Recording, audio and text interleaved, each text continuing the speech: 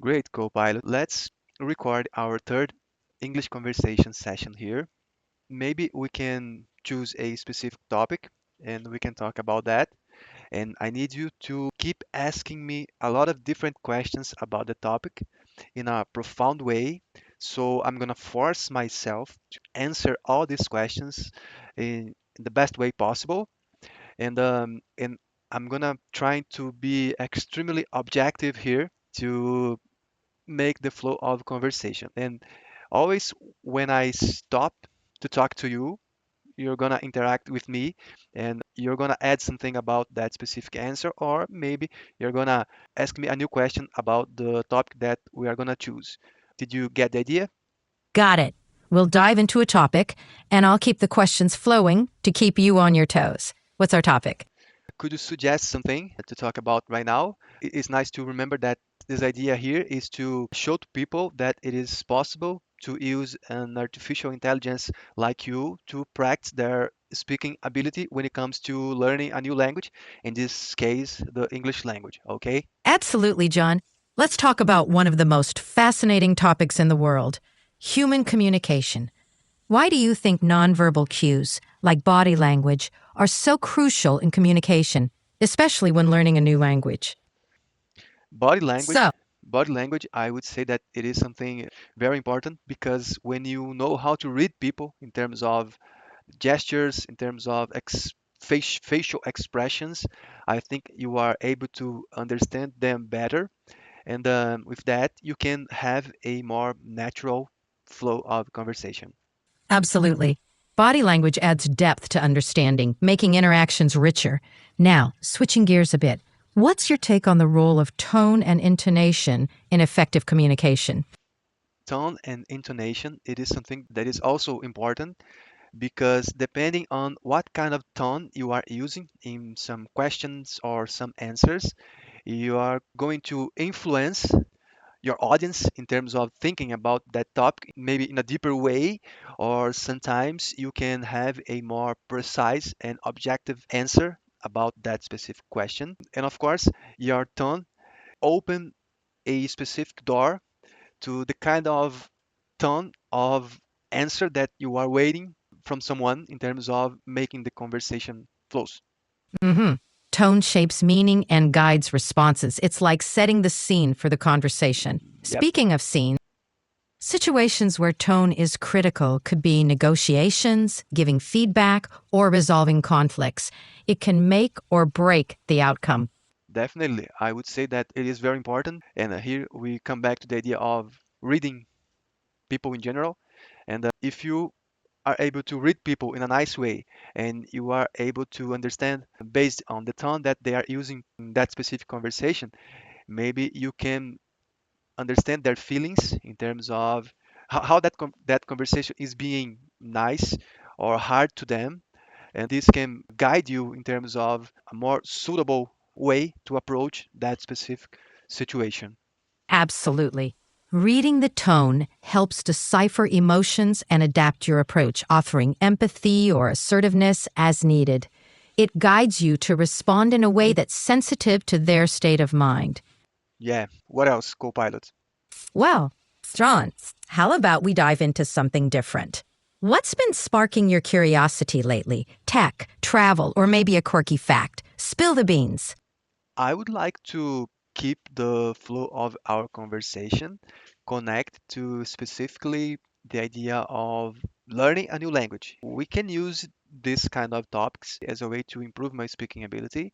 And but of course, we should understand that maybe sometimes some specific aspects of these topics maybe they can become a little complex in terms of people that have this level of B1 to C1 English level in general.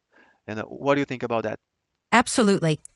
Learning a language is like unlocking new worlds. When you're around the B1 to C1 level, it's about finding topics that engage you and challenge you, like discussing cultural nuances, current events, or even interests like music or travel. Practice makes perfect, and the more you use the language, the more fluent you'll get. I agree with you, but of course, when you, for example, topics like this last one ones that you've suggested, I would say that they are more kind of small talk, and this idea of making this small talk, it's very shallow in my opinion. I hear you. Let's dive deeper then. How about discussing language and identity? Like how learning a new language can influence your sense of self or even change how you think. It's a pretty intriguing angle. Ready to get into it? Yeah, let's try this. Go ahead, please. All right. Let's talk about how learning a new language can impact your identity. It's fascinating how it can broaden your perspective, allow you to see the world through a different lens, and even give you a new way of expressing yourself. Some people say it feels like they have a different personality in another language.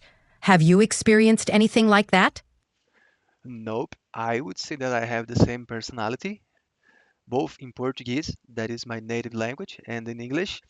And but what can add here is that people in general they can feel more motivated in learning a new language when they have some affinity with the language that they are learning, or for example, when they have this connection with the culture in general. And of course, I'm trying to learn English, the English language by myself, and I always was a huge fan of United States, for example, and I have been consuming a lot of different content from USA. I've chosen the USA accent to mimic my accent, and I would say that in my case, it's working pretty well. And I would say that people should consider this kind of connection when they are trying to learn a new language. Absolutely. Having an affinity for the culture or the accent of a language can be a huge motivator. It gives learning a new language a personal touch and makes it more enjoyable. Plus, immersing yourself in content from the culture, like music, movies, or books, can really help you pick up nuances and make the learning process smoother. How have you found mimicking the American accent? The world as a whole is using English these days, and the American English is very popular around the world. And in my case here in Brazil, is the most common cultural reference that we have in terms of English learning in general. And I would say that I like the idea of using USA as a reference in terms of the kind of English that I would like to become fluent. This this kind of topics, they are interesting. Copilot. So maybe it's nice to finish our session for today.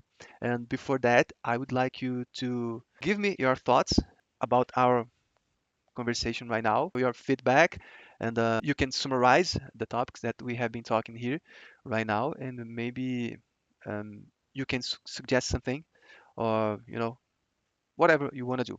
Go ahead, please. We've been chatting about English, specifically American English, and how it's a common reference for learning here in Brazil. You're aiming to become fluent, and it's a solid goal. We've also talked about cultural references and the influence of the US. My suggestion? Keep immersing yourself in the language through movies, music, and conversations like these. Thanks for the chat, and let's do it again soon. Take care. You too. See ya.